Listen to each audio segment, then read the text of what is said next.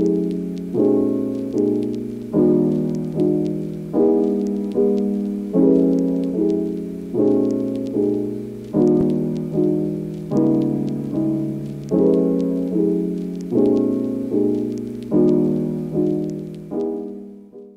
Lezel. Thank you for Hi. participating with us at everythingcapetown.com for our phenomenal everyday woman series for the month of August. Can you tell us a little bit about who you are and what do you do? Wow, do you have enough time for me to do that? So, Look, the floor is yours, so go for it. okay, cool. So yes, I am Lezel Molefe, and I'm a qualified social worker. So, registered qualified social worker, been in the game for the last 21 years. Um, and about, let me just check, 2017, I decided, no, it's time for me to do my own thing. I was suffering from burnout, working for a local department or governmental department. And I was suffering from burnout, and I thought, no, just had my third child, Oh, need wow. to spend more time with them. Um, and yeah, I started a business that failed horrendously. Didn't know anything about business at that time. And then in 2021, I started a new business, and that seems to be going quite well.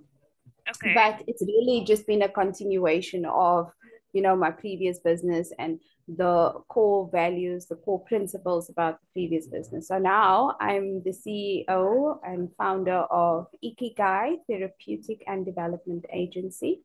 It's a registered company that focuses on employee wellness, but I'm also a speaker. I've done a TEDx talk before. I'm a podcaster. I'm an author. Um, and I am a motivational speaker as well. But besides all of those professional things, I have three sons, a very supportive husband, um, and two dogs. And yeah, it's I'm very into, family life, finding purpose, fulfilling my purpose, and impacting the world whilst I do that. So that's me in a nutshell. Wow, amazing. How do you keep up with all those little things going on? Um, Man, I think I've adopted this principle, or yeah, I don't know, principle or A a way kind of a of, lifestyle. yes, a lifestyle, a mindset. Yes, where you love every moment as if it were your last. Um, but you're also present in that moment. So I live according to this principle called mindfulness. So, and my phrase for every single minute of my life, every single that's at the back of my head all the time is in this moment, all is well. Okay. Um, because sometimes we can become so overwhelmed with, the demands of life or with the noise around us. We become so anxious about the noise amongst around us that we forget that the mere fact that you're breathing is a Correct. blessing, Correct. you know? The small grateful So things. yeah, yeah.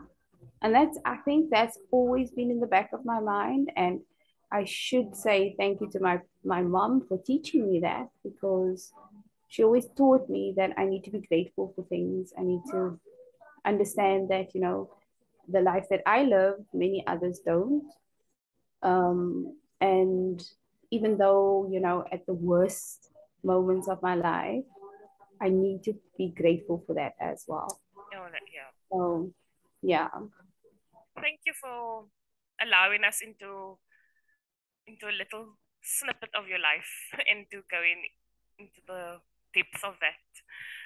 Can you tell me what attracted you into the social work and now becoming like the insta? I know you said it was draining working with the the government and that type of things with being a full-time employee.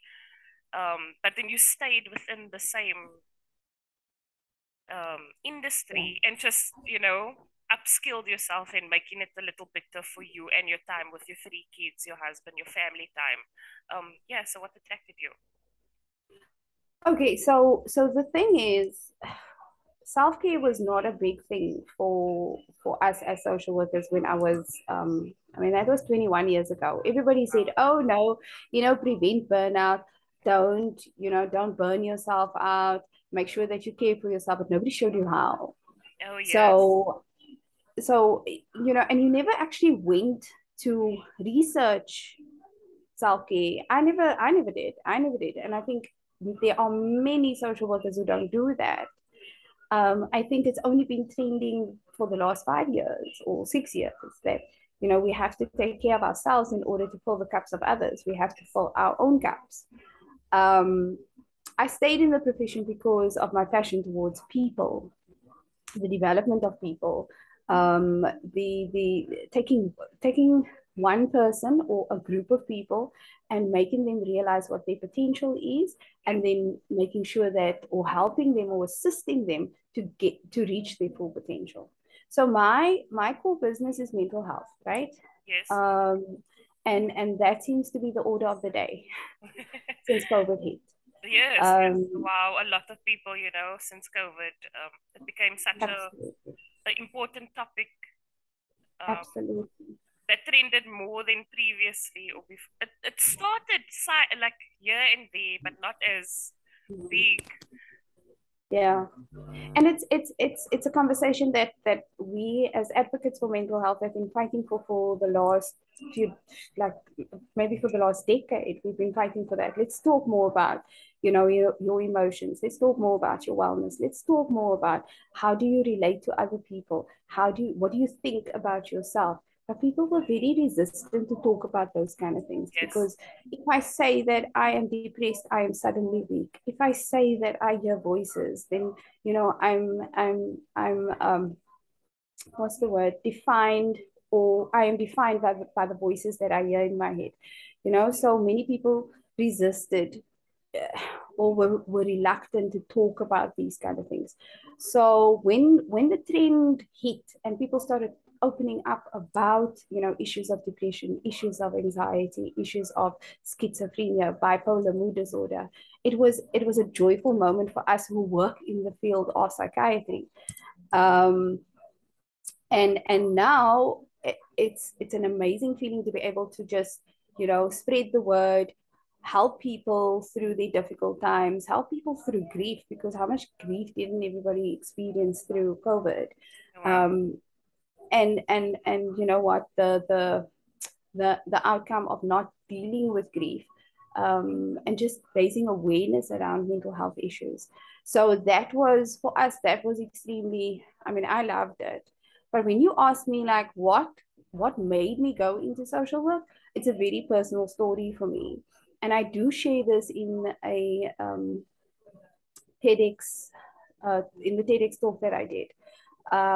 And it's basically because I'm an adoptee, right? And I've always had this inkling or desire to create better, life circumstances for children who maybe were not as lucky as I was.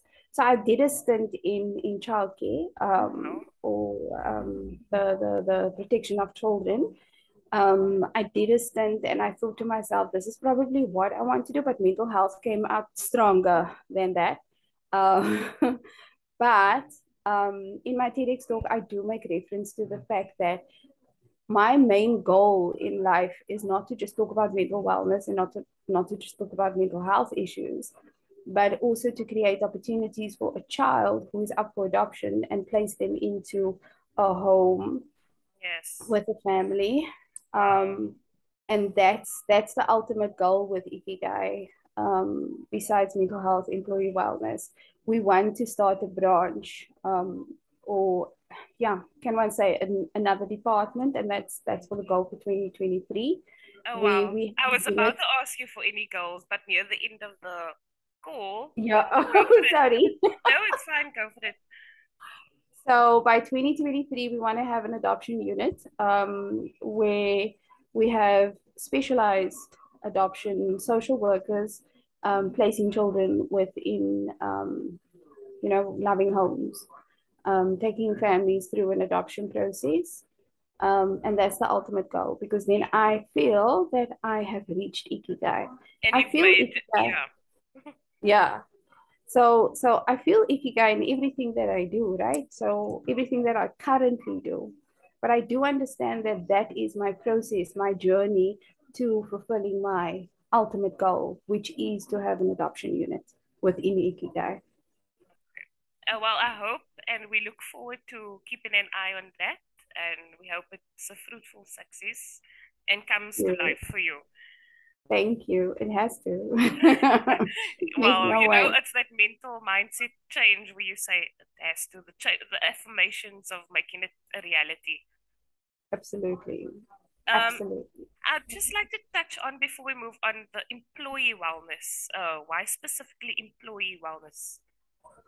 Okay, so when I was going through burnout, we had an employee wellness program, right? That was not utilized by staff that often. Even myself, as in the helping profession, Yes. was reluctant to do that, was reluctant to reach out and ask for assistance. When I eventually went and asked for assistance, I wasn't happy with the kind of service that I received from the employee wellness program.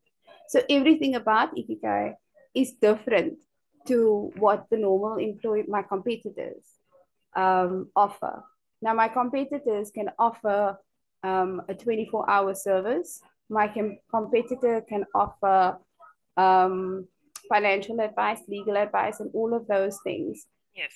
But I do think that when people engage with Ikigai, they feel a sense of a human touch to services rendered. It's not just a professional counselor that you're going to see. It's somebody who's invested into your life as a client of Ikigai Therapeutic and Development Agency. And Because I into the think people, well-being, you that's right. yeah.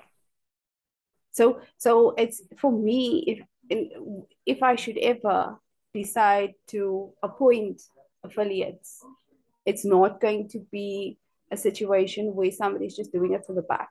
No, you need to be invested in the life of somebody that you are assisting. Um, I and love that takes that. suspicion. True. And it's not supposed to be a situation where people just phone in, get the telephonic counseling that they need. But you should really feel that somebody on the other side of the line, the professional on the other side of the line, is actually listening to you, is actually interested in what you are going through, and thinking about things in such a way that you know you can feel as a client that that professional can relate to you, kind of, if you get what I'm Yes, saying. yes, So it's the human touch. yeah, The difference in my company, it is the human touch to assisting people um, with the challenges they might face. And not only that, ikigai in itself means finding purpose, right? yes. um, it's living a purposeful life through doing what you love. So a lot of our therapy is based on that.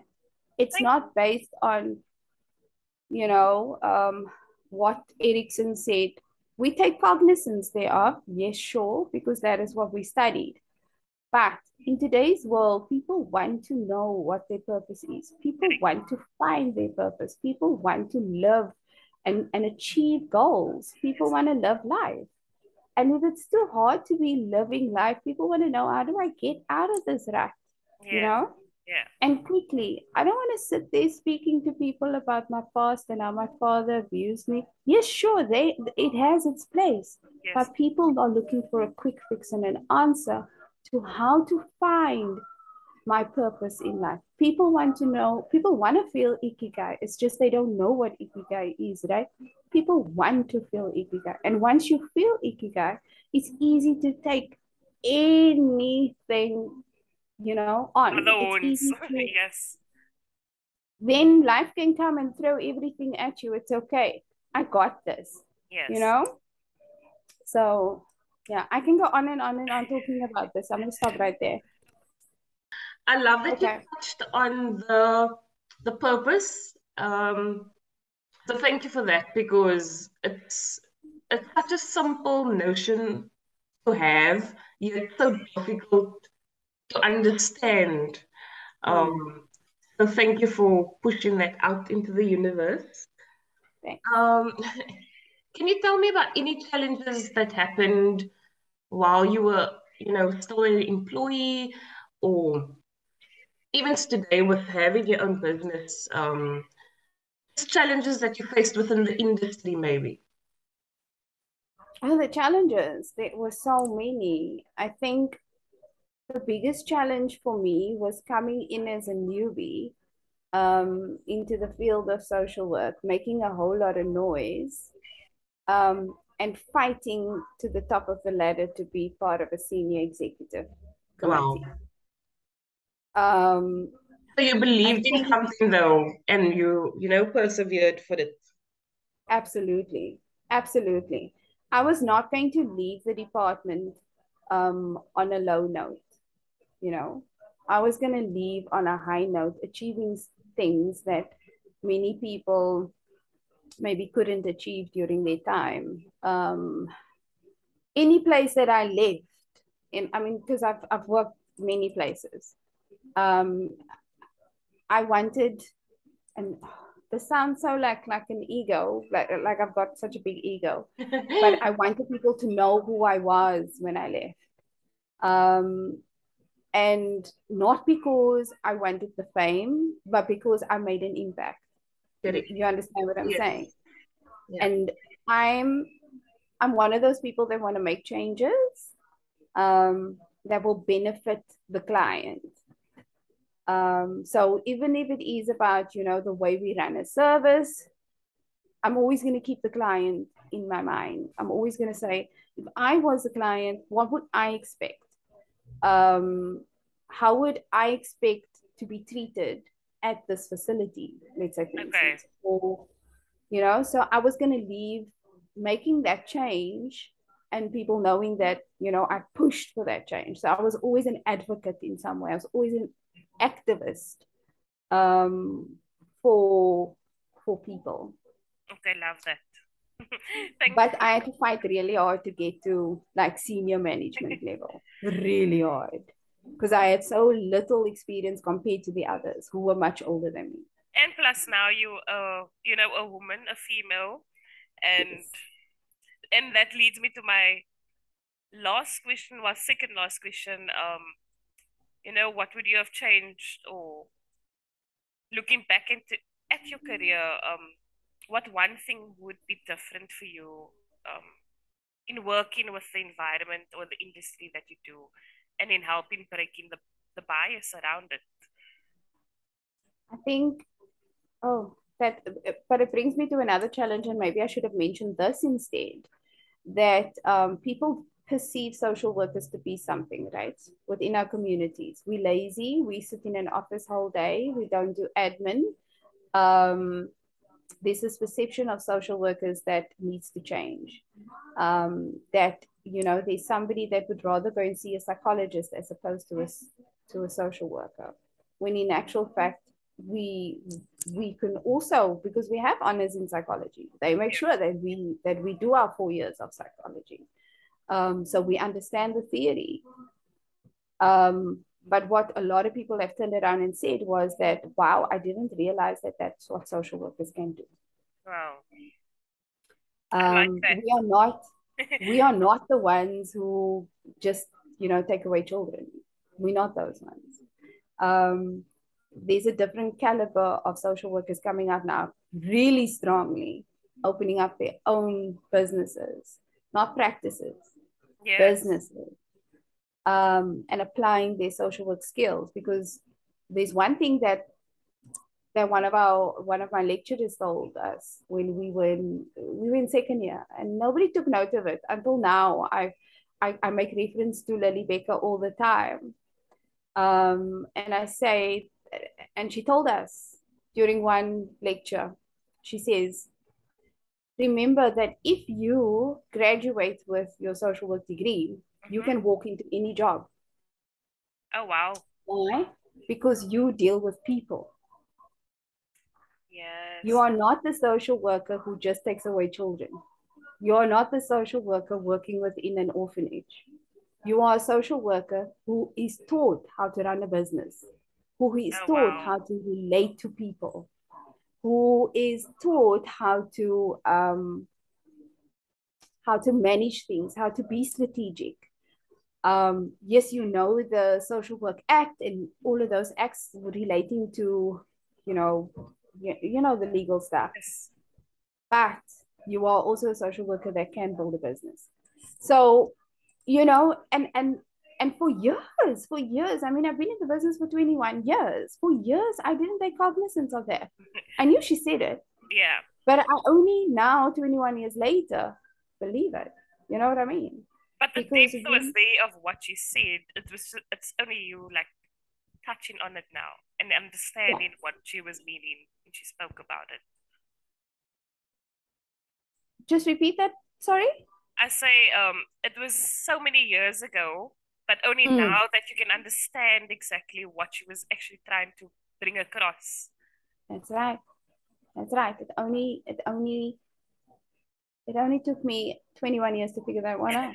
Well, we're never too old to learn. Exactly. Exactly. And you know what? The most enlightening part of it is that she was already talking about the fact that we don't need to be seen in government departments. We don't need to be seen within NGO sector. Yes, there's a place for a social worker in an NGO sector and in government, but we can also do our own thing. We can be doing the things out there. But I think that part of my journey was to kind of, develop myself to realize that what Lily Baker had said on that day will come into fruition Okay. um, Wow. for me. But it aligned for you in that way. It had to happen for you to first be a full-time Absolutely. employee and then Yes. have a That's failed business, yes. and we learn I from thank that. God for that failed business. Well, you're not the only one. And I guess I like the quote. I don't know who said it, but failure is redirection or something. Mm, So yes, I live by that it in a is. way. It is. It is. Failure is redirection. Rejection is redirection. Rejection. There we go. Failure. Yeah. Yeah. Um, what did you mentioned Lily Baker? If I'm getting Lily that right, Becker. Lily Baker. Um, Mhm. with that in mind, have you drawn any professional inspiration from anyone besides Lily Baker or in your personal life or professional life? Of course I did. I'm a big fan of Brene Brown. I don't know if you know her. She's actually a social worker as well. No, I do But not. she's amazing. She is amazing. I want to encourage you to go and have a look at her TEDx talk that she did in 2010, Yes. where she talks about shame, vulnerability, and courage, Mm-hmm. and how we go through things in life and we are too afraid to be vulnerable when Yes. there's so much power in being vulnerable. Wow. Wow, wow. She talks about, shame and how we struggle with shame. So Okay. Brene Brown is also a qualified social worker. So I mean, professionally, she's been an inspiration for me, right? Um, I mean, we have this misperception of social workers, and that we can't be researchers, and that we can't write books and all of that. But she wrote this. She's an author. She's a podcaster, or a podcast host, and then Okay. she did this talk, a TEDx talk, and that's where she made her fame, right? Or she got noticed. I'm not going to say fame because she's not that kind of person either. Um, and she talks a lot about shame, vulnerability, and courage. So she's been my inspiration for like forever. And it's not just about blueprinting what she does, but it's also about taking something that I'm passionate about and putting it out there. Because she showed me that you can do that. Oh, Um, wow. yeah. So I love Renee Brown. She's been an inspiration. No, I I mean, will there's been, definitely have a look at her. please do, please do. Lezel, thank you so much for chatting to us. Before we leave off, is there anything else you'd like to speak about or mention before we end the call? I think, you know what, it's Women's Month. Okay. So I I I I hope you can give me like a little opportunity to talk to women out there. And you know, there's been this kind of explosion of women coming to the fore as far as entrepreneurship is concerned and business owners is concerned, and I'm simply excited about it. Yes. But what I've also noticed is that it's a cutthroat industry.